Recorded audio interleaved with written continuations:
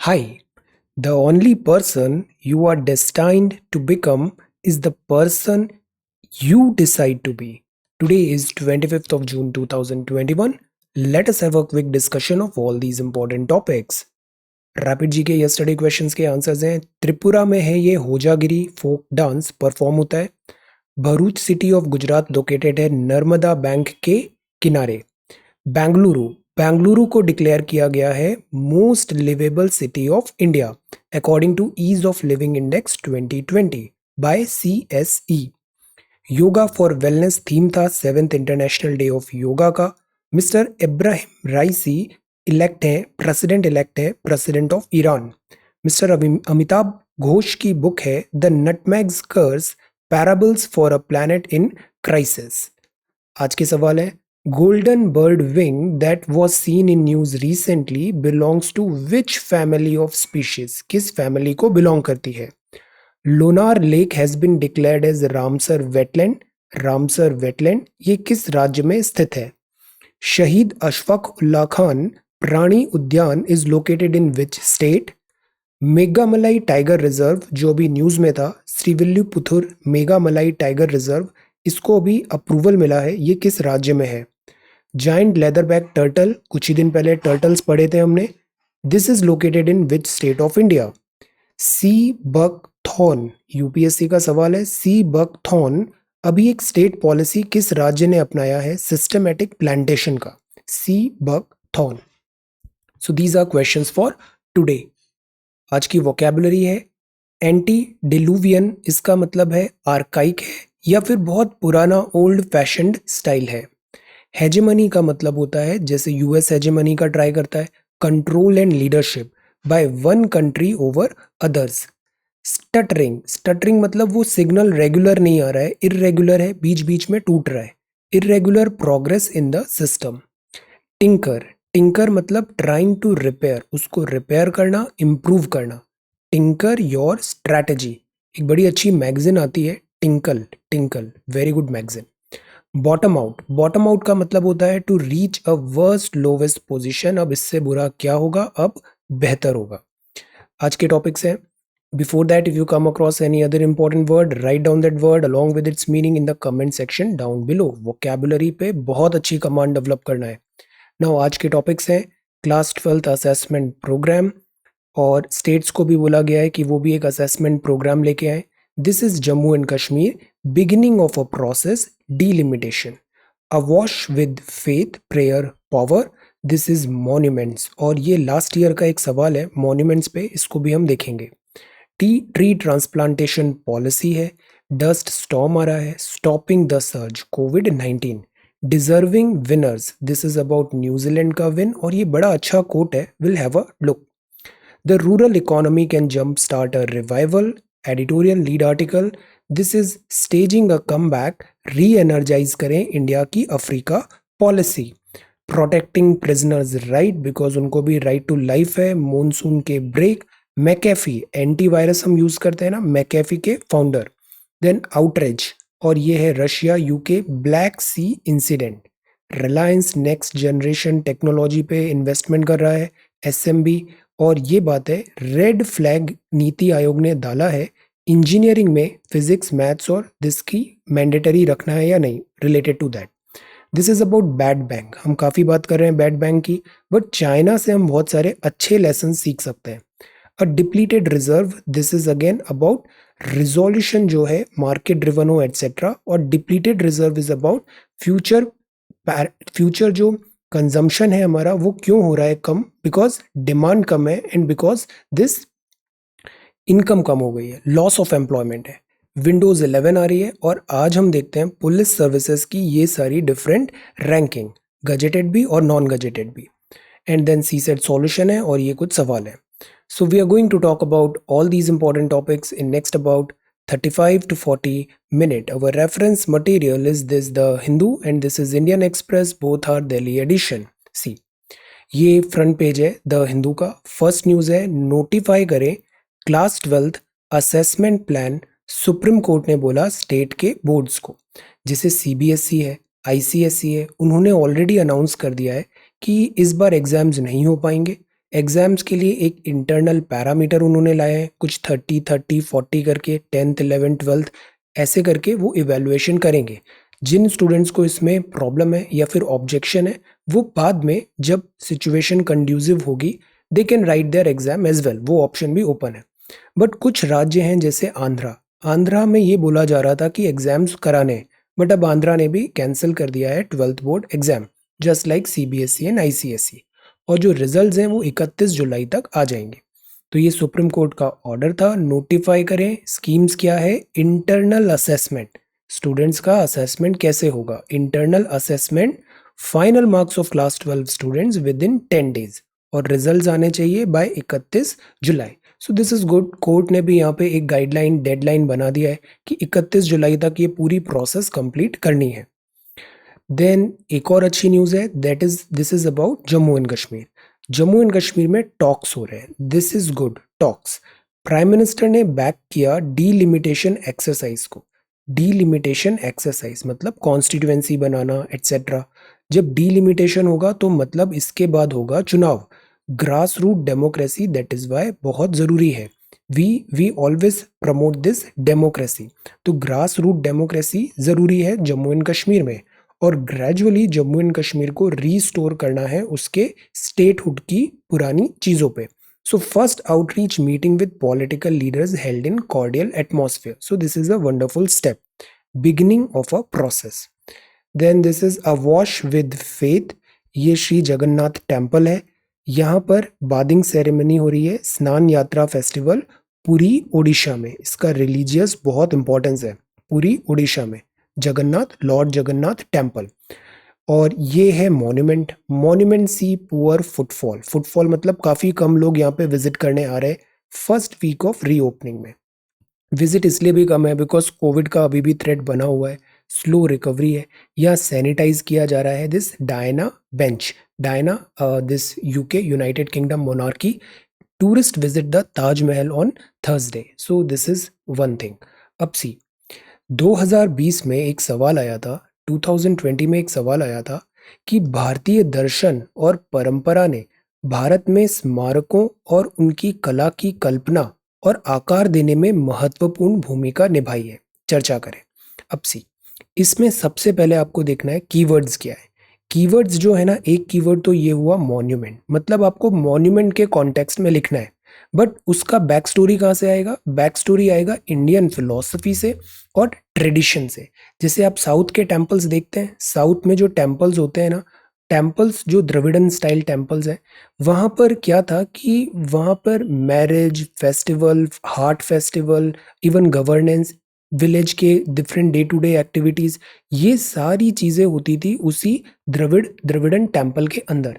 तो जो द्रविड़न temple monuments बने, उनका आर्किटेक्चर भी बना, डिजाइन बना, वो इन सब चीजों को ध्यान में रखते हुए बना। जैसे वहां पे एक टैंक होता है, ऐसे चारों तरफ दिस एक बाउंड्री होती है सो दैट वो प्रोटेक्शन मिल पाए। दूर से टेम्पल दिखे इसलिए बड़े बड़े विमान वगैरह भी होते हैं। तो ट्रेडिशन, फिलॉसफी भी थी हमारी। जैसे हमेशा हम लोग जो मॉन्यूमेंट्स होते हैं, मॉन्यूमेंट्स क्यों बनाते हैं? स्मारक, स्मारक मतलब किसी चीज की याद के लिए। तो स्मारक जो होते हैं, मॉन्यूमेंट्स भी जो होते हैं हमारे, मॉन्यूमेंट्स जो होते हैं वो बनाते हैं हम टू रिमेंबर, कोमेमोरेट समथिंग। अब जो हमारी फिलॉसफी है वो ये होती है कि कंटिन्यूटी रखें। ट्रेडिशन ये होता है हमेशा हमारा कंजर्वेशन का होता है। और मॉन्यूमेंट्स जो होते हैं वो हमारे प्रैक्टिकल यूटिलिटी के लिए भी होते हैं।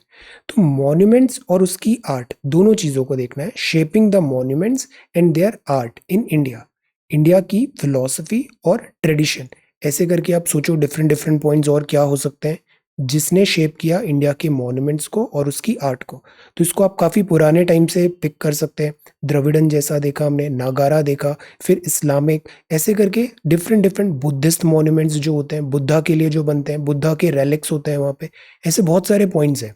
थिंक जैसे कि विहार है, विहार का अलग कुछ रेलेवेंस है। बुद्धिस्ट जो स्तूपा है उसका अलग रेलेवेंस है। टोम्ब जो होते हैं इनका अलग रेलेवेंस है। So this is monuments. Okay, think different different ideas, आप सोचो क्या क्या आप लिख सकते हो। Okay, attempt this question. Then ये है ट्री ट्रांसप्लांटेशन पॉलिसी। सो ये था फ्रंट पेज। अब इसमें आप नई चीज़ें भी लिख सकते हो। जैसे अभी हमने अपनी धरोहर करके स्कीम निकाला था, देखो अपना देश निकाला था, मॉन्यूमेंट्स और इनको कंजर्वेशन के लिए बात कर रहे हैं हम। हमने डीपीएसपी में भी और फंडामेंटल ड्यूटीज में भी conservation of monuments in this इसकी बात लिखा है। तो हमारा जो कल्चर और ट्रेडिशन है, इसमें हम बहुत वैल्यू करते हैं कंटिन्यूटी को। हम बहुत वैल्यू करते हैं जो हमारे दिस परंपरा वगैरह है। जैसे राजस्थान के मॉन्यूमेंट्स देखो, छतरी वगैरह रहते हैं, तो दे आर अबाउट दिस परंपरा। So we focus a lot in these things, और यही हमारा कल्चर, इथोस एंड ट्रेडिशन है। तो इस पूरे कॉन्टेक्स्ट में आंसर आप रिसेंट भी कुछ नए जो अटेम्प्ट्स हैं, नए इनिशिएटिव्स हैं गवर्नमेंट के, वो भी लिख सकते हो। Okay, so this is the front page of the Hindu. अब आगे बढ़ते हैं। This is second page. Dust storm आ सकता है कैपिटल में, रेन एक्सपेक्टेड है टुडे। देन लॉन्ग क्यूज हैं due to reduced carrying capacity, DMRC ने कहा। आज लेजेंडरी सिख जनरल बाबा बंदा सिंह बहादुर जी का 305th मार्टरडम एनिवर्सरी है। Then this is government grants permission for cutting transplantation of over 1500 trees. पुराने ट्रीज हैं, काफ़ी पुराने हैं इनका, बिकॉज यहाँ पे हमें अपग्रेड करना है, रिवैम्प करना है, तो इनका कटिंग भी होता है और ट्रांसप्लांटेशन भी होता है। ये जो टॉपिक है ना ट्रांसप्लांटेशन, ये काफ़ी न्यूज़ में था, बिकॉज सेंट्रल विस्टा रिवैम्प हो रहा है ना, तो ऐसे करके ट्रांसप्लांटेशन हो रहा है। सी, ये एक पेड़ है, इसको जड़ सहित निकाला और ऐसे ट्रक से इसे कैरी करके किसी दूसरी जगह ले जाएंगे और वहाँ पर प्लांट कर देंगे, तो इसको बोलते हैं ट्रांसप्लांटेशन। जैसे देखिए, ये पेड़ है, जड़ सहित उसको बाहर निकाला, स्पीशीज जैसे ये नीम का स्पीशीज है, यहाँ पर आइडेंटिफाई करेंगे, सॉइल करेंगे, इसका पूरा एक साइंटिफिक प्रोसेस है। क्रेन से उसको निकालेंगे, और निकाला ऐसा जाता है कि इसके जो रूट्स होते हैं ना वो डैमेज नहीं हो, रूट्स हैं डैमेज नहीं हो, अदरवाइज इसका सर्वाइवल डिफिकल्ट हो जाता है नई जगह पे। प्रॉपर वाटरिंग करना ज़रूरी होता है, तो ऐसे करके ट्रांसप्लांटेशन हो जाता है। सक्सेस रेट बहुत कम होती है इसमें, मतलब 100 ट्री लगाए तो केवल 50 ही सर्वाइव कर पाते हैं, और कॉस्ट भी आती है, करीब 1 लाख रुपए लग जाता है एक एवरेज ट्री का ट्रांसप्लांटेशन में। उसकी सॉइल, ज्योग्राफी, ये सारी चीज़ें भी देखना पड़ता है। किस पार्ट ऑफ सीजन में कर रहे हैं ये भी इंपॉर्टेंट है। जैसे विंटर्स में कर रहे हैं तो ज़्यादा चांसेस है सर्वाइवल के, बजाय समर्स में। तो ये ऐसे करके एफिशिएंटली ट्री ट्रांसप्लांटेशन होता है। ये कीवर्ड भी याद रखना है, ट्री ट्रांसप्लांटेशन। जब भी हमें कंजर्वेशन रिलेटेड कोई चीज़ बोलना है, आप ट्री ट्रांसप्लांटेशन पॉलिसी को मेंशन करो।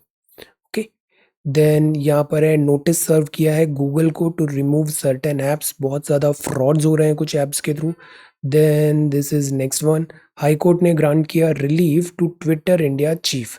ट्विटर ट्विटर को क्यों रिलीफ की ज़रूरत पड़ रही है? सेफ हार्बर जो था इनका, जो नए आईटी रूल्स हैं उसको कॉम्प्लाई नहीं कर रहे हैं, तो सेफ हार्बर छीनने की बात है ट्विटर से। सेफ हार्बर मतलब ये ट्विटर का प्लेटफॉर्म है, इस पे किसी भी यूज़र ने कोई पोस्ट किया तो उसकी जिम्मेदारी ट्विटर की है, ना कि अब उस यूज़र की, बिकॉज अब सेफ हार्बर ट्विटर से छिन रहा है। Then these many fake vaccination, ये एक अलग अलग ट्रेजेडी है। 2000 लोगों को फेक वैक्सीनेशन लगा दिया। अब आते हैं एडिटोरियल में। पहला एडिटोरियल है stopping the surge. Stopping the surge, surge मतलब ऐसे दिस अचानक पीक आ रहा है। तो सेकेंड वेव तो आ गया, नुकसान बहुत हुआ, लॉसेस हुए, हमने बहुत ज़्यादा नुकसान उठाया, बट अब इम्पॉर्टेंट है कि लेसन हम सीखें और थर्ड कोविड वेव को अवॉइड करें। गवर्नमेंट अनलॉक करने का सोच रही है, अनलॉकिंग भी चल रहा है। अनलॉकिंग इसलिए भी ज़रूरी है कि बहुत टाइम तक हम कंट्री को लॉक नहीं कर सकते हैं। लॉकडाउन वियरी सिटीजन्स हो गए, और स्टेट गवर्नमेंट्स हैं उनके पास पैसे नहीं बच रहे हैं, कैश स्ट्रैप्ड है, तो वो अनलॉक करना चाहते हैं। अनलॉक करेंगे तो कोविड के केसेस फिर बढ़ेंगे। Government should unlock good using good evidence, avert करे अनादर कोविड-19 वेव। अब सी, जैसे जिम्स ओपन हो रहे हैं, रेस्टोरेंट्स ओपन हो रहे हैं, थिएटर्स, मल्टीनेशनल मॉल्स ओपन हो रहे हैं, ये ना एक बहुत बड़ा हॉटस्पॉट है कोविड-19 के इन्फेक्शन का। WHO ने 3 चीज़ें बताया है, ये 3 सीज होते हैं: क्राउडेड प्लेसेस, क्लोज कॉन्टैक्ट की सेटिंग्स, कन्फाइंड और एनक्लोज्ड स्पेसेस। ये 3 सीज होते हैं ना जिसके कारण कोविड जल्दी से फैलता है। तो अभी ज़रूरी है कि अनलॉक करें, बट प्रॉपर सेफ्टी के साथ, कोविड एप्रोप्रिएट बिहेवियर के साथ। वैक्सीनेशन तो लगाना है, इसका तो कोई डाउट ही नहीं है। सेकंड जो चीज़ करें वो ये करें कि लोगों को भी अवेयरनेस करें कि मास्क प्रॉपर पहनो, हैंड सैनिटाइज करो, अवेयरनेस करें, दिस इज इम्पॉर्टेंट। सेंटर जो है वो कॉशियस है इस टाइम, वार्निंग दिया है थर्ड वेव का भी, एक डेल्टा प्लस वेरिएंट भी आ रहा है, इम्परेटिव है to open windows of activity gradually. Economy को तो ओपन करना पड़ेगा, वरना इकोनॉमिक हार्डशिप्स बहुत ज़्यादा आ रही है, वो हम ज़्यादा टाइम तक सस्टेन नहीं कर पाएंगे। सो ओपन अप करना है, but without dropping the ball on safety. ये मैसेज है, without dropping the ball on safety. अब अभी जैसे वर्ड्स आते हैं ना, without dropping the ball on safety, इसको आप यूज़ करो अपने बोलने में, लिखने में। इन दी एंड तीन चीज़ें सबसे ज़्यादा मायने रखेगी। आपको पढ़ना आता है, रीडिंग, आपको लिखना आता है, राइटिंग, आपको बोलना आता है, स्पीकिंग। रीडिंग आती है तो आप किताबें पढ़ पाओगे, आपका प्रीलिम्स क्वालिफाई होगा। राइटिंग आती है तो आपने जो पढ़ा है आप उसे लिख पाओगे, तो आपका मेंस क्वालिफाई होगा। प्रीलिम्स क्वालिफाई करना कोई बड़ी बात नहीं होती है, मेंस जो होता है उसके नंबर काउंट होते हैं। Okay, understand this thing. Prelims just qualify करने से इसके नंबर भी काउंट नहीं होते हैं, बट क्वालिफाई करना ज़रूरी है, तभी आप एलिजिबल होगे मेंस लिखने के लिए। बट जो मेंस है इट इज़ अबाउट राइटिंग। और फिर जो इंटरव्यू होता है उसमें बोलना पड़ता है, तो वहाँ पे आपकी पर्सनैलिटी पे भी आपको ध्यान देना है। तो ओवरऑल आप अपने को ग्रूम करो। एक दिन में कुछ भी नहीं होता है, ग्रेजुअली आप एवरीडे पुट सम एफर्ट्स। तीनों एरियाज में आप अपना वर्क करो। पढ़ना आना चाहिए, बिकॉज ये जो सिविल सर्विसेज है स्पेशली, ये वैसे भी बाबूगिरी बोलते हैं, पढ़ना लिखना यही सब होता है इसमें। तो रीडिंग बहुत अच्छा होना चाहिए, जल्दी जल्दी पढ़ें, तुरंत कॉम्प्रिहेंशन समझें। राइटिंग, लिखना आना चाहिए आपको, और स्पीकिंग, ये तीन चीज़ों पे कमांड डेवलप करना बहुत ज़रूरी है। Deserving winners. अब सी, डिजर्विंग विनर्स, ये बात है न्यूजीलैंड का। न्यूजीलैंड को काफ़ी गुडविल भी मिलता है। एक दो टाइप के चैंपियन होते हैं। एक चैंपियन होते हैं जिनको रेस्पेक्ट नहीं मिलता, दूसरे टाइप के चैंपियन होते हैं जिनको रेस्पेक्ट मिलता है। तो जो ऑस्ट्रेलिया है ना, वो कई बार मतलब खेलता तो बहुत अच्छा है, बट ऑस्ट्रेलिया को sometimes because of their aggressive behaviour, या उनके प्लेयर्स कई बार they caught in cheating, so the point is they don't deserve this much. इतना ज़्यादा रेस्पेक्ट उनको कई बार दिया नहीं जाता है। बट जब न्यूजीलैंड की बात आती है ना, तो वर्ल्ड में everywhere they get a lot of respect because of their sportsmanship. New Zealand did well to win the test championship in spite of time lost to rain. तो न्यूजीलैंड ने काफ़ी अच्छा परफॉर्म किया। बीच में ये काफ़ी चोकर्स भी हो गए थे, जैसे वर्ल्ड कप में 2019 और before, but they did well. So the point is, never say never, because limits like fears are often just an illusion. आपके मन में ये जो भय बना लेते हैं ना, खुद ही से सोच के बैठ जाते हैं ऐसा है तो ऐसा है, ये आपके इल्यूजन्स हैं। इल्यूजन्स हैं, ये सच्चाई नहीं है। ये फियर्स हैं आपके, ये आपको लिमिट कर रहे हैं आपका फुल पोटेंशियल रियलाइज करने के लिए। बहुत सारे स्टूडेंट्स, एक कॉमन मैसेज ये भी आता है कि they are not from like बहुत अच्छे स्कूल कॉलेजेस से नहीं है, बहुत ज़्यादा वो फाइनेंशियली भी इतना स्ट्रांग नहीं है, तो अब वो क्या सोच सकते हैं सिविल सर्विसेज की तैयारी करने का? Of course yes, yes you can do it. Look at the list, merit list में हर साल कितने सारे स्टूडेंट्स आते हैं जो बहुत साधारण स्कूल कॉलेज से होते हैं, जो बहुत साधारण से परिवार से होते हैं, कोई फाइनेंशियली उतना ज़्यादा स्ट्रांग नहीं है, बट वो क्वालिफाई ही नहीं करते, वो टॉप करते हैं एग्ज़ाम। तो एग्ज़ाम टॉप करने के लिए ये सब चीज़ें ज़रूरी नहीं है। एग्ज़ाम टॉप करने के लिए होना चाहिए नीयत। आप में नीयत कैसी है, आपका कमिटमेंट लेवल कैसा है, आप में हार्डवर्क करने की क्षमता है या नहीं है, ये चीज़ें होती है ना, वो डिफ्रेंशिएट करती है विनर को। तो बी डेवलप दीज थिंग्स। ये जो फायर है ना, ये फायर होनी चाहिए। एग्जाम्स में क्या है, आपको एक नेट पैक तो चाहिए, और एक A4 साइज का एक बंडल खरीद लीजिए 100 रुपए में, 5 रुपए का पेन आता है, लिख लिख के भरो, पढ़ो। मैं आपको बार बार चैलेंज करता हूँ, 3 घंटे डेली पढ़ो। आप एक बार आप करके तो देखो, you would become a different person. Hard work का कोई सॉल्यूशन, कोई ऑल्टरनेटिव नहीं है। और बहुत टाइम वेस्ट नहीं करें कि दिन भर केवल स्ट्रैटेजी देख रहे हैं, क्या करना है। स्ट्रैटेजी से इंपॉर्टेंट होता है उसको इम्प्लीमेंट करें। I never made a video on how to read the Hindu newspaper. Every day I try to show this is the way to read the Hindu newspaper. So implementation is more important. Implement, action. Never say never because limits like fears are often just an illusion. अब इसको relate करना है हमें ethics से। Ethics में हमारे syllabus है, इसमें हमने इमोशनल इंटेलिजेंस देखते हैं, प्रोबिटी वगैरह देखते हैं, सिविल सर्वेंट्स की क्वालिटी देखते हैं, ह्यूमन बिहेवियर देखते हैं। तो जो सिविल सर्वेंट्स होते हैं ना, इनको लीडरशिप रोल भी करना पड़ता है। लीडरशिप रोल मतलब they need to motivate others, they need to set a direction, they need to inspire. So ये सब चीज़ों में, इसमें आप कैसे कर सकते हो कि लोग डरे नहीं। फियर, ये सब एक इल्यूजन है, ऑफन जस्ट एन इल्यूजन। तो वैसे तो ये माइकल जॉर्डन का स्टेटमेंट है, but try to elaborate in line of our ethics syllabus. Okay, और इस टाइप के सवाल आते हैं जो बहुत वेग टाइप लगते हैं, इसीलिए आपको अपनी आंसर राइटिंग स्किल्स डेवलप करनी है, लिखना आना चाहिए। तो ये जो भी चीज़ें हैं ना, इसको आप कीवर्ड्स देखो एथिक्स के सिलेबस के और उसके आसपास स्टेटमेंट्स बनाने की कोशिश करो, आपका आंसर हमेशा करेक्ट बैठेगा। ओके, ये ऐसी चीज़ें आती है कि बड़ा वेग सा स्टेटमेंट लग रहा है, अब उस पर क्या लिखें। This is the way, keywords देखो एथिक्स सिलेबस के end try start answer writing.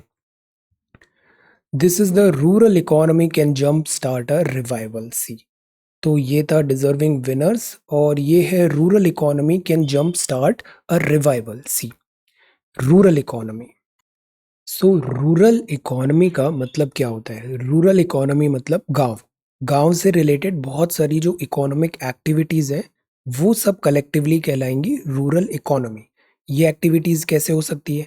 जैसे sale of tractors, automobile, two wheelers rural area में ज़्यादा दिखता है। Agriculture, agriculture is again one important thing. तो जो फर्स्ट वेव आई थी ना, उसमें हमारी एंटायर इकोनॉमी में अगर हम डिवीज़न देखें, सेपरेशन देखें, तो जो रूरल इकोनॉमी था ना, इसने रिलेटिवली बेटर परफॉर्म किया। तो जो फर्स्ट वेव ऑफ कोविड में जितना डैमेज होना था उतना हुआ नहीं। Why? Because of this resilience of rural economy. But second wave जब आ रही है तो ये रूरल इकोनॉमी को ज़्यादा इम्पैक्ट किया, सेकेंड वेव ज़्यादा सीवियर भी हुई। तो now we are in trouble. Government needs to reverse its neglect and policy missteps as key indicators show the sector has resilience. Sector में resilience है, बट स्टिल वहाँ पे बहुत ज़्यादा स्ट्रेस आ रहा है रूरल इकोनॉमी में। सेकेंड वेव ऑल दो डिक्लाइन है, हम अंडर एस्टिमेट नहीं करें economic distress in the unorganised sector. Economy के दो सेक्टर्स होते हैं, ऑर्गेनाइज्ड सेक्टर होता है जहाँ प्रॉपर नियम है, कानून है, तनख्वाह वगैरह जो भी मिल रही है सब अकॉर्डिंग टू लॉज, ईपीएस वगैरह सब हो रहा है। So that is this organised sector. Unorganised sector ऐसा होता है जो कभी भी टैप नहीं हो पाता, जो कभी भी ऑन रिकॉर्ड बुक्स में नहीं आ पाता, और ये सेक्टर भी ह्यूज है हमारी इकोनॉमी का। तो बिकॉज इस अनऑर्गेनाइज्ड सेक्टर का डेटा ही नहीं आएगा तो हम इसको टैप कैसे करेंगे, इसमें क्या डैमेज हुआ, स्ट्रेस हुआ, वो कैसे इवेलुएट करेंगे। तो इसीलिए हम अंडर एस्टिमेट कर रहे हैं अनऑर्गेनाइज्ड सेक्टर में जो डैमेज हुआ है। Unorganised sector, loss of income हुआ है और जॉब्स हुआ है। तो हमें ज़रूरत है हम जनरेट करें demand, because self reliant India में जो इनिशिएटिव्स आए थे वो थे इंक्रीजिंग दिस प्रोडक्शन कैपेसिटी। वो ज़्यादा कंपनीज, कॉरपोरेट्स इन पे ज़्यादा टारगेटेड थे, कंज्यूमर पे टारगेटेड कम थे। So now we need consumer demand को बढ़ाना ज़रूरी है। Resilience of the rural economy particularly agricultural sector में देखने को मिला लास्ट टाइम। एग्रीकल्चर वो कुछ मेजर सेक्टर था apart from electricity, gas, water supply, utility services, जहाँ पे पॉजिटिव आया था जीवीए, ग्रॉस वैल्यू एडिशन 4.8% रहा एग्री में। सो दिस इज गुड। जीडीपी हम ओवरऑल देखने की कोशिश करते हैं जीडीपी के थ्रू, और जो जीवीए होता है ना, जीवीए से हम sector specific trend of economy पता लगाते हैं। तो सेक्टर मतलब जैसे एग्रीकल्चर सेक्टर, तो जीवीए 4.8% आया एग्रीकल्चर में, which is good. Second wave में ज़्यादा इम्पैक्ट हुआ है रूरल एरिया में, डिक्लाइन हुई है डिमांड, ऑटोमोबाइल डिमांड कम हो गई, ट्रैक्टर्स, टू व्हीलर्स डिमांड कम हो गई, सीड्स का डिमांड कम हो गया। सो दिस टेल्स कि वहाँ पे सीवियर डिस्ट्रेस है, लोगों में खर्चा करने की क्षमता नहीं आ रही है। इंटरनेशनल एग्रीकल्चरल प्राइस भी ऑल टाइम हाई है। तो this is also one thing, एक तरफ तो इन्फ्लेशन हो रहा है और दूसरी तरफ जो डिमांड है, डिमांड आ नहीं रही है, तो इससे डिस्ट्रेस आएगा इकोनॉमी में। दूसरी बात है डीजल प्राइसेस जैसे फ्यूल है ये भी राइज हो रहा है, तो इनपुट कॉस्ट बढ़ रही है। वैक्सीनेशन का कवर रूरल एरिया में अभी भी कम है। Physical support is necessary, this is a must for rural area specially. Rising inflation है, ये फर्दर थ्रेटन कर रहा है purchasing power of the rural economy. See, purchasing power, लोगों के पास खरीदने की क्षमता नहीं है। Economy struggling with declining incomes and job losses, this is reality. और अनऑर्गेनाइज्ड सेक्टर में ये बहुत ज़्यादा प्रिवेलेंट हो रही है और उसको हम मेजर भी नहीं कर पा रहे। Urgent intervention is not just necessary to support economic revival but also to prevent another humanitarian crisis. Economy led जो ह्यूमैनिटेरियन क्राइसिस है इसको प्रिवेंट करना है। This time as a result of economic mismanagement. So पूरे lead article में ये arguments हैं कि जो रूरल एरिया है वो पिछले वेव में तो ठीक किया, बट इस वेव में वो बहुत ज़्यादा इम्पैक्ट हुआ है। वहाँ पे डिमांड नहीं आ रही है, वहाँ पे परचेजिंग पावर कम हो रही है, वहाँ पे वैक्सीनेशन नहीं है। So we need to take special care of this agriculture and rural economy. Agriculture, then हम क्यों ना एमजी नरेगा जैसी स्कीम में 100 डेज है उसको बढ़ाएं, इनकम ज़्यादा प्रोवाइड करें वहाँ पे, कैश इन हैंड की भी हम सोच सकते हैं। दीज आर द आर्ग्यूमेंट्स कि रूरल एरिया ज़रूरी है, रूरल इकोनॉमी को रिवाइव करना ज़रूरी है। स्टेजिंग अ कमबैक री एनर्जाइजिंग इंडिया अफ्रीका पॉलिसी। सी, ये इंडिया है हमारा, ये इंडिया है, and this is Africa. Africa एक कॉन्टिनेंट है, एंटायर कॉन्टिनेंट है Africa, and it's a huge continent. African continent में अगर देखें ना तो इधर डेवलपमेंट थोड़ा बाद में आया। तो जो यूरोपियन कंट्रीज थी उन्होंने अफ्रीकन कॉन्टिनेंट में कोलोनाइजेशन किया, कोलोनाइजेशन, इंपीरियलिज्म किया।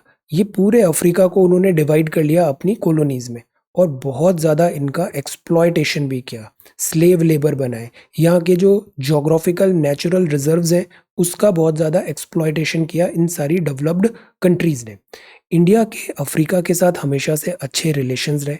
एक तो पहले इंडेंचर्ड लेबरर्स थे जो ब्रिटिशर्स इंडिया से यहाँ पे प्लांटेशन वगैरह के लिए लेके गए। दूसरे थे, जैसे गांधी जी के टाइम से हम देखते हैं यहाँ पे ट्रेड और इससे रिलेटेड काफ़ी क्लोज टाइज रहे।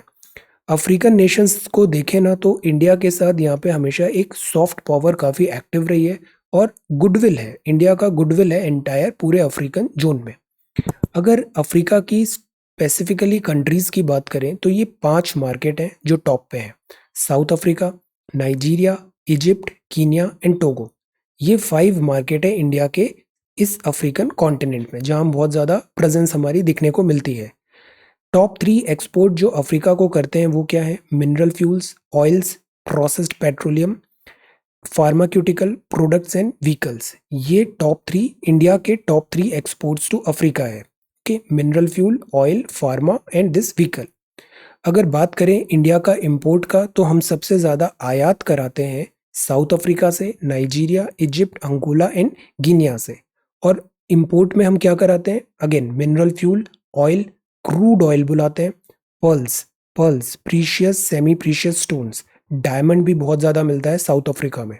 तो ये टॉप 2 इंपोर्ट्स हैं, 77% of our import from Africa. तो हम एक्सपोर्ट भी करा रहे हैं और इंपोर्ट भी करा रहे हैं, बट पिछले कुछ टाइम से ये ट्रेड डिक्लाइन पर है। इसका एक रीज़न और भी है, चाइना की यहाँ पे प्रेजेंस अगेन इंक्रीज हो रही है। अभी का टाइम देखें ना तो अफ्रीका को ऐसा माना जा रहा है कि Africa is next big market, next big market. यहाँ की पॉपुलेशन यंग है, अनटैप्ड पोटेंशियल है अफ्रीका में। तो वर्ल्ड की सारी बड़ी कंपनीज अभी अफ्रीका के लिए स्क्रैम्बल कर रही हैं। इंटरनेशनल कंपटीशन चल रहा है और कॉन्टेस्टेशन चल रहा है यहाँ पे। वैक्सीन एंड मेडिसिन यहाँ पे शॉर्टेज है। कोविड-19 इंडिया ने शुरुआत में तो अच्छा परफॉर्म किया था, कोवैक्स अलायंस के थ्रू हमने काफ़ी वैक्सीनेशन भी दिया, बट सेकेंड वेव में हम खुद ही पिट गए, शॉर्टेज हो गई, तो यहाँ पे हम थोड़ा बैकफुट पे आ गए। Third India Africa forum held था 2015 में। फोर्थ अभी काफ़ी टाइम से पेंडिंग है, इसको जल्द ही करवाना चाहिए। हेल्थ, स्पेस और डिजिटल टेक्नोलॉजी, अब ये जो चीज़ें हैं ना ये नेक्स्ट बिग थिंग है, तो we need to focus on these area Africa के कोऑपरेशन में। इंटरनेशनल कोऑपरेशन ज़रूरी है, और क्यों ना, जैसे चाइना को हम डायरेक्टली हेड ऑन नहीं देख सकते, हेड ऑन कोलाइड नहीं कर सकते, चाइना की कैपेसिटी ह्यूज है। So why not we are making an alliance of like minded countries जैसे क्वाड या फिर यूरोपियन यूनियन। ऐसे करके अफ्रीका में इंडिया का प्रेजेंस, स्टेक और इंटरेस्ट हम बढ़ाएं। तो बड़ा अच्छा आर्टिकल है, इसमें लिखा है री एनर्जाइज करें इंडिया की अफ्रीका पॉलिसी। देन सीबीएसई का जो प्लान है वो ऑब्जेक्टिव है या नहीं है। फिर protecting prisoners right, prisoners right, jail reform, prison reform, prisoners के राइट। हम सजा क्यों देते हैं? सजा देने का क्या पर्पस क्या होता है? सजा जो दी जाती है, एक तो दी जाती है कि वो एक्ट एज अ डेटरेंट रहे, कि लोगों को डर लगे कि ये गुनाह करेंगे तो इतनी सजा मिलेगी, तो वो गुनाह करने से बचे, क्राइम करने से बचे। तो एक पर्पस तो ये होता है। दूसरा पर्पस होता है सुधार, मतलब रिफॉर्म लाए उसमें, कि प्रेजेंट किसी क्रिमिनल ने गलती किया, उसको सजा मिली, तो उसमें रिफॉर्म आए, वो सुधार आए उसमें। तो एक तो ये हो गया। तीसरा ये होता है कि जस्टिस भी एट टाइम्स वी थिंक। सो 3 ये चीज़ें हैं जिसके कारण हम सज़ा और इस टाइप के प्रिजनर्स पूरा जो मैकेनिज्म है वो वर्क करता है। अब imprisonment does not spell farewell to fundamental right, मतलब जो क्रिमिनल है उसके भी कुछ फंडामेंटल राइट्स हैं। The aim of imprisonment is not merely deterrence of crime but also reformation. वरना हमारे यहाँ क्या होता है कि जेल में किसी को भेजते हैं, वो और बड़ा क्रिमिनल बन के निकलता है। जैसे अभी एक मूवी मैंने देखा था तमिल की, मास्टर, उसमें यही चीज़ दिखाया गया है कि वो मतलब अंडर अंडर ट्रायल और जुवेनाइल एक जेल वगैरह होती है, तो वहाँ पे जो जाता है वो और बड़ा क्रिमिनल होके निकल रहा है। तो यहाँ तो रिफॉर्मेशन हुआ ही नहीं। इन सब चीज़ों को भी ध्यान रखना ज़रूरी है। अंडर ट्रायल्स जो हैं वो ह्यूज इन नंबर है, मतलब गुनाह हुआ, क्राइम हुआ, बट सुनवाई नहीं हो रही है, वो अंडर ट्रायल्स सालों महीनों तक बैठे हुए हैं। तो this also leads to congestion in our jails. Vaccination ज़रूरी है बिकॉज कोविड-19 ओवर क्राउडिंग इन प्रिजन में कोविड-19 इन्फेक्शन एंड डेथ जेल पे भी बना हुआ है। तो ये पूरा आर्ग्यूमेंट यही बोल रहा है कि जेल रिफॉर्म्स होना चाहिए और यहाँ पर भी वैक्सीनेशन प्रोवाइड करना is very very important. Then this is about monsoon to be weak till July. अब सी, हमने पढ़ा था 88 जो है लॉन्ग टर्म एवरेज, इससे ज़्यादा इस बार बारिश होगा, मतलब अबव नॉर्मल मॉनसून होगा। This is good, but monsoon का डिवीजन कैसे होगा, रेन्स का डिवीजन कैसे होगा कि सारा पानी जून में गिर गया, जुलाई में नहीं गिर रहा है, अगस्त में नहीं है। This is a cause of worry. This is why ये जो इरेगुलरिटी हो रही है ना, बिकॉज ऑफ क्लाइमेट चेंज हो रही है। प्लस किस एरिया में पानी गिरा, किस एरिया में नहीं गिरा। ओवरऑल इंडिया में तो ठीक है पानी गिरा, बट ऐसे जो डिस्पैरिटी हो जाती है डिफरेंट एरियाज में, उससे भी फार्मर्स और जो रेन फेड एग्रीकल्चर है वो इम्पैक्ट होता है। तो ये अभी एक टॉक्स ऐसी बन रही हैं कि जुलाई में मॉनसून वीक होगा। लेट अस सी। मॉनसून अच्छा होना बहुत ज़रूरी है, इससे हमारी इकोनॉमी को हेल्प मिलती है। Central Vista work on schedule है। आर्मी ने टेंडर इशू किया है 1750। This FIC request for information किया है। Infantry combat vehicle, futuristic futuristic infantry combat vehicle, Russian origin infantry vehicle in service को ये रिप्लेस करेंगे। आर्मी भी फुल थ्रॉटल वर्क कर रही है अभी मॉडर्नाइजेशन का। Then this is about news, or this is Calcutta. This is numbers. ये आउटरीच हुआ because of Fehling of heritage pine tree. ये पाइन ट्री कहाँ के हैं? मेघालय के। तो यहाँ पे भी इनको डेवलपमेंट करना था, रोड्स वगैरह बनाना था, तो इन्होंने ऐसे बहुत सारे ये पाइन ट्रीज काट दिए। अब इसी बात पे सवाल उठता है कि डेवलपमेंट एक जगह है, दूसरी जगह हमारा हेरिटेज है। जैसे मॉन्यूमेंट्स का भी अभी हमने देखा, हेरिटेज कल्चर है। तो हेरिटेज तो नेचर भी हो सकता है, वाइल्ड लाइफ भी हो सकता है। सी, आप ये पॉइंट भी नोट कर सकते हो वहाँ पे, वाइल्ड लाइफ वगैरह। जैसे कंचनजुंगा है, उसको नेचुरल कल्चरल हेरिटेज ऐसा करके मिला हुआ है। सो the point is natural heritage का भी कंजर्वेशन इंपॉर्टेंट है। This is Meghalaya. Growth and development का मतलब ये नहीं होता है कि हम अपने नेचर से दूर चले जाएं या नेचर को डैमेज करें। रशिया और यूके में ये लड़ाई हुआ ब्लैक सी इंसिडेंट में। ब्लैक सी बड़ा इंपॉर्टेंट है। ये क्रीमिया क्राइसिस है जो 2014 में हुआ था ना, क्रीमिया क्राइसिस। ये यूक्रेन का पार्ट था, but majority this ethnic Russian थे, तो रशिया ने इसको एनेक्स कर लिया। This is Crimea. अब रशिया का इतना इंटरेस्ट क्यों आता है ब्लैक सी में? एक तो रशिया अगर देखें तो यहाँ पर ऊपर सी ओपनिंग है, बट वो बहुत ज़्यादा नॉर्थ में हो जाता है।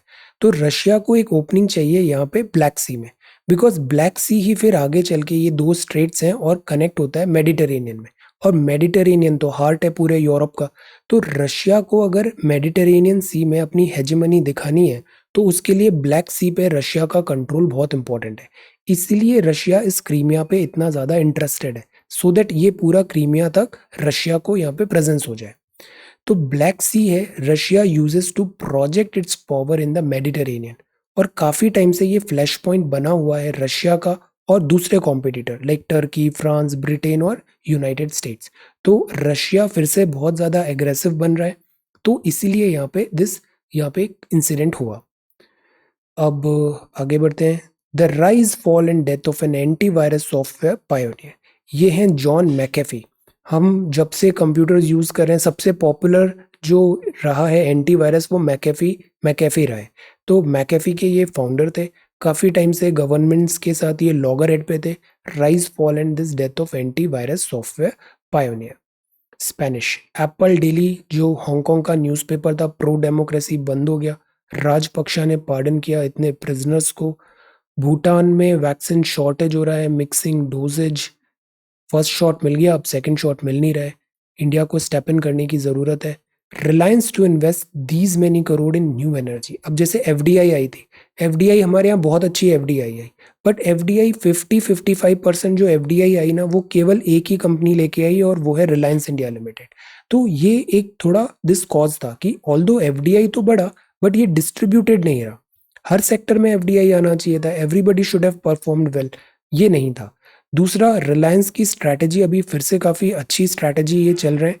नई स्ट्रैटेजी जो न्यू एनर्जी, नए जनरेशन की जो बातें हैं ना, उस पे ये आ रहे हैं। जैसे पहले रिलायंस क्या था, ऑयल था, ये ऑयल, केवल ऑयल की कंपनी थी ये जब शुरुआत हुई थी इसकी, कि रिफाइनिंग वगैरह ऑयल रिलेटेड था। बाद में इन्होंने डाइवर्सिफाई किया नए नए एरियाज में। अब ये फर्दर डाइवर्सिफिकेशन हो रहा है, जैसे जियो आया, जियो से ये टेलीकॉम में आए। अब ये गीगा फैक्ट्रीज लगा रहे हैं सोलर फोटो वोल्टाइक मॉड्यूल्स का, battery, electrolyser, fuel cell Jamnagar में। नेक्स्ट बिग थिंग्स है ये, तो इससे क्या होगा, इन्हें अर्ली एडवांटेज मिल जाएगा। Then this is Reliance. Standard and Poor ने फिर हमारा ग्रोथ फोरकास्ट कट कर दिया है।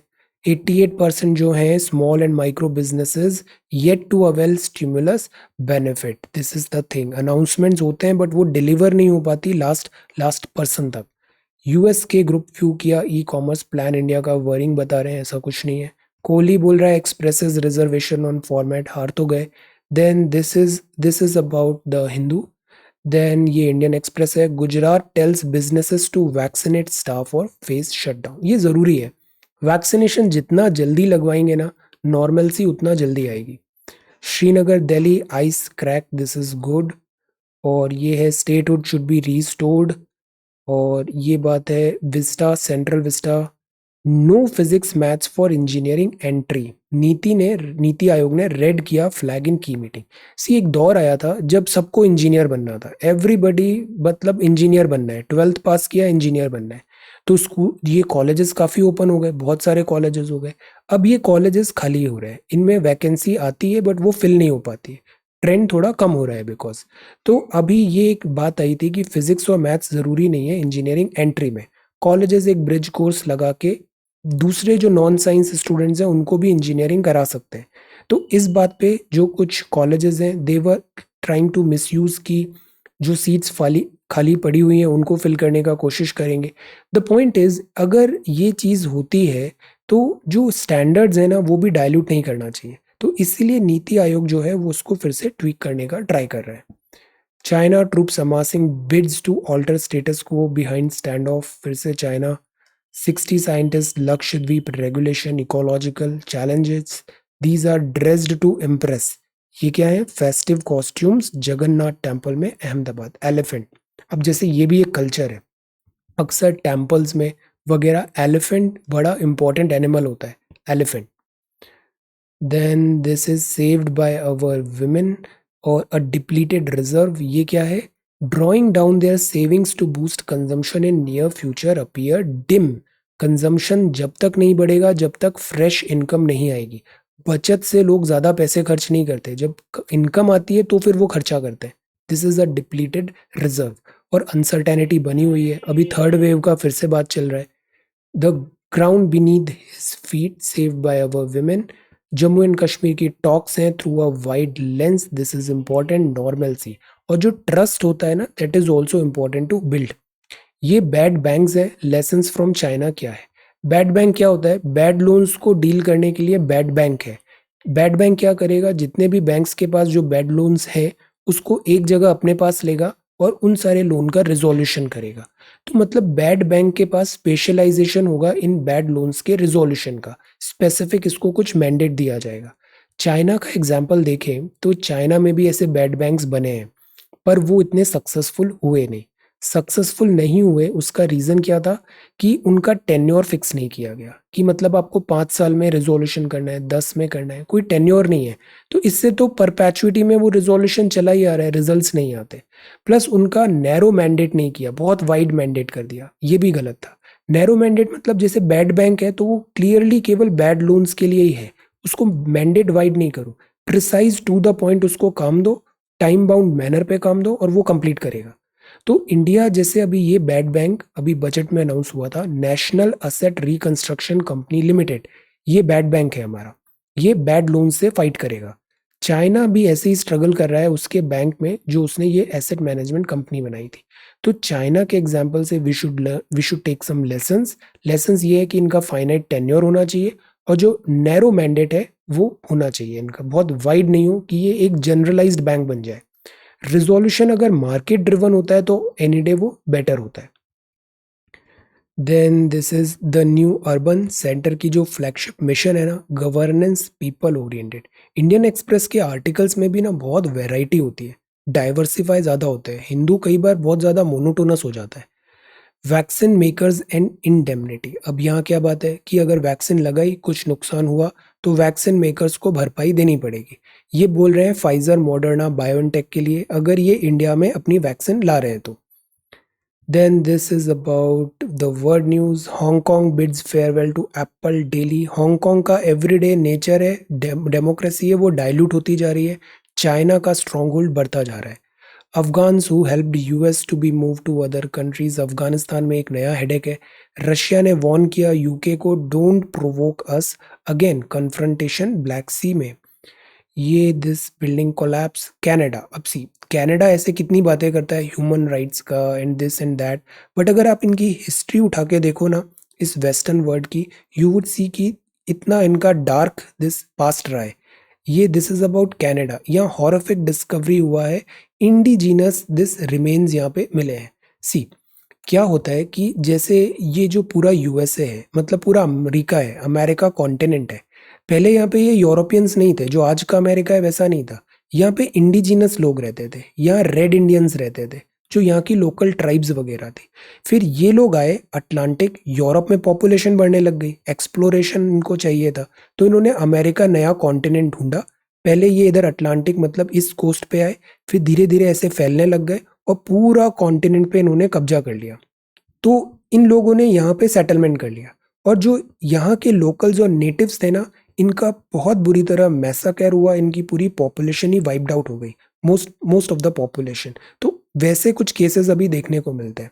सेकंड, इन्होंने एक और डर्टी गेम खेला कि ये अफ्रीका जाते थे, अफ्रीकन की ये पूरी कोस्ट ही बन गई थी स्लेव कोस्ट। स्लेव कोस्ट से ये सारे वर्कर्स पिक करते थे और उनको as a labour, as a slave यहाँ पर वर्क कराते थे। तो this is again very ugly past of these Americans जो अभी यहाँ पे सेटलमेंट हुए, यूरोपियंस बेसिकली, जो यूरोपियंस डिसेंट के हैं। तो दिस इज द थिंग। तो जब ट्रम्प बोलते हैं कि अमेरिका में फॉरेनर्स आ रहे हैं, तो अमेरिका तो लैंड ही फॉरेनर का है, लैंड ही यहाँ पे माइग्रेंट्स का है। Everybody come to America, and उन्होंने मिलके बनाया है this America country, this continent. तो दिस इज अबाउट दिस। ऐसे अभी एक और कुछ केस मिला है यहाँ पे कनाडा के, इसका पूरा जांच होना चाहिए। Then this is about economy. Reliance India Limited see next big things में इन्वेस्टमेंट कर रहा है, गुड स्ट्रैटेजी। Bond issuance. और माइक्रोसॉफ्ट फाइनली विंडोज़ 11 ला रहा है। विंडोज़ 11 फैंटास्टिक, काफ़ी अच्छे फीचर्स इसमें देखने को मिलेंगे। सबसे अच्छा है कि एप्लीकेशंस जो एंड्रॉयड के हैं ना, वो अब डायरेक्टली विंडोज़ लैपटॉप में रन हो जाएंगे। तो this is a big thing.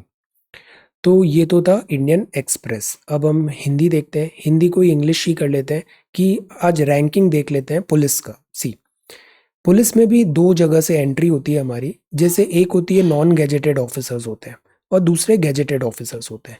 तो नॉन गैजेटेड में एंट्री होती है कांस्टेबल रैंक में, इसको दिस पुलिस कांस्टेबल कहा जाता है। इनके ऐसे कोई नो इंसिग्निया ऐसे कुछ यहाँ पे नहीं रहता है, प्लेट धारी वगैरह नहीं रहेगा इनके, no insignia, so they are constable. फिर कांस्टेबल के बाद बनते हैं वो सीनियर पुलिस कांस्टेबल या फिर पुलिस नायक, तो ऐसे दो पट्टी आ जाएगी।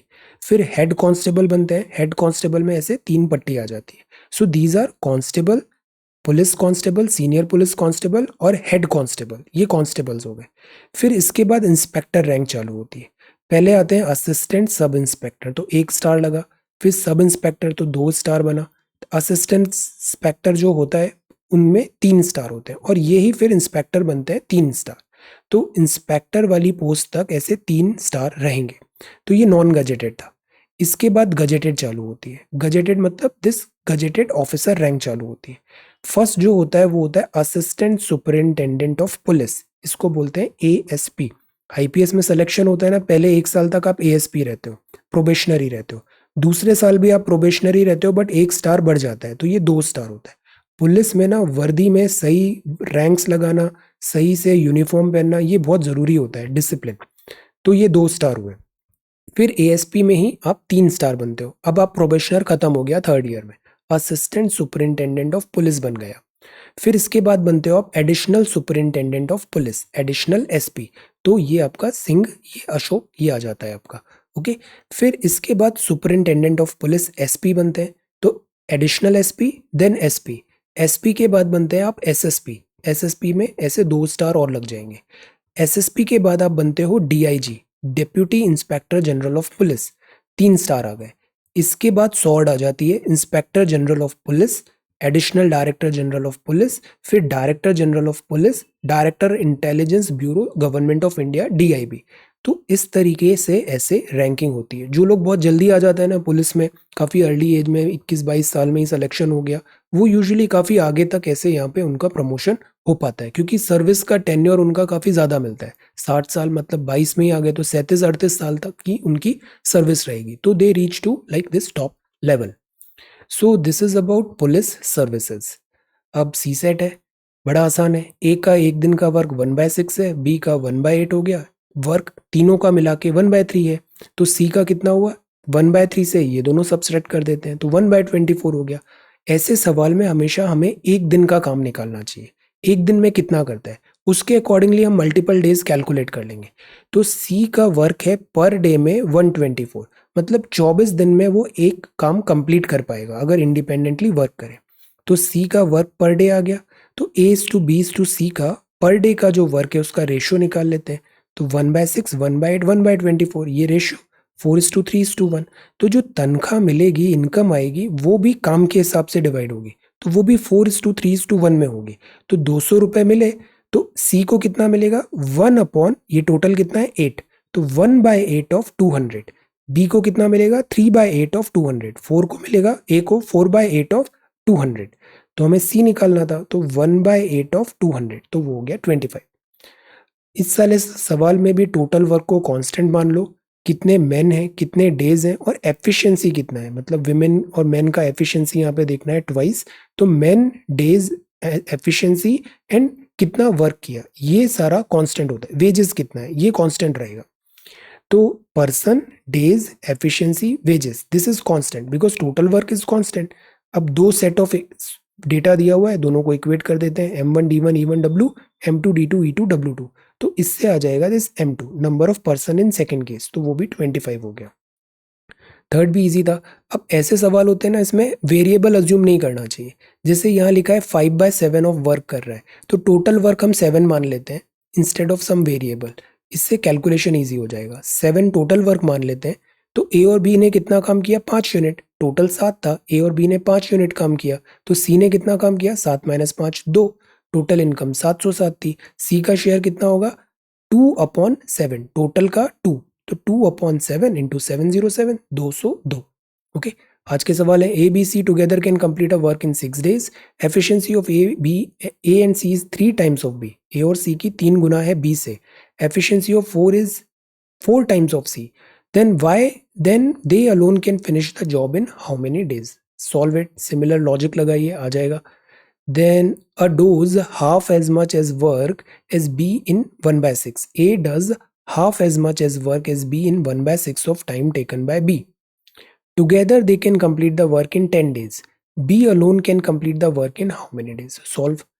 Then 30 men can complete the work in 30 days. If after every 10 days 5 workers leave the job, number कम हो रहा है वर्कर, तो डेज अब बढ़ने लगेंगे। The work will be finished in how many days. Okay. So these are 3 questions for today. ये सी set हमने देखा, रैंक्स देखा आईपीएस का और पुलिस का। ये विंडोज 11 है, डिप्लीटेड रिजर्व। ये ब्लैक सी में अभी फिर से टेंशंस हो रहे हैं, मैकेफी, आउटरीच, और ये बात है अफ्रीका पॉलिसी। रूरल इकोनॉमी को हम लिफ्ट करें। Never say never because limits like fears are often just an illusion. Tree transplantation, और यहाँ Indian philosophy, tradition, monuments, art, इस पे आप कनेक्शन बताओ। So this is 25th of June 2021. Thank you so much for watching this video. Take care, study well, and be safe?